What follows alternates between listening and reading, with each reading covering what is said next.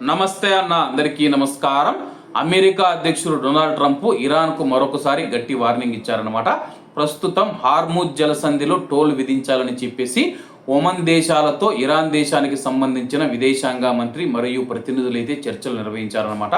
పొరపాటున కూడా మీరు హార్ముజ్ జలసంధిలో టోల్ విధిస్తే కానీ తీవ్రమైన పరిణామాలు ఎదుర్కోవాల్సి ఉంటుందని చెప్పేసి అమెరికా అధ్యక్షుడు అయితే హెచ్చరించాడు.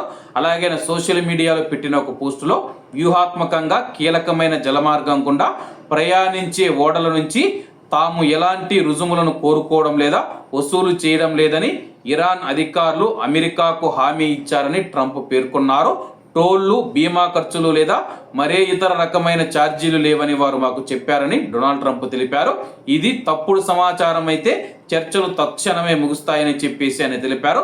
అమెరికా ఇరాన్ల మధ్య ఉద్రిక్తతలను తగ్గించడానికి, అలాగే ప్రపంచంలోని అత్యంత ముఖ్యమైన ఇంధన రవాణా మార్గాలలో ఒకటైన హార్ముజ్ జలసంధి గుండా ప్రపంచ వాణిజ్యం నిరంతరాయంగా సాగేలా చూడటానికి జరుగుతూ ఉన్న ప్రయత్నాల మధ్య ఈ హెచ్చరిక వెలువడింది. ఏదైనా ఒప్పందం కింద ఇరాన్కు అమెరికా ప్రత్యక్షంగా డబ్బులు చెల్లింపులు చేయబోదని చెప్పి ట్రంప్ నొక్కి చెప్పారు. దానికి బదులుగా నియంత్రిత ఇరాన్ నిధులను ఉపయోగించి మొక్కజొన్న, గోధుమలతో సహా అమెరికా వ్యవసాయ ఉత్పత్తులను కొనుగోలు చేసి ఇరాన్కు పంపాలని అమెరికా ఆలోచిస్తుందని చెప్పి ఆయన తెలిపారు.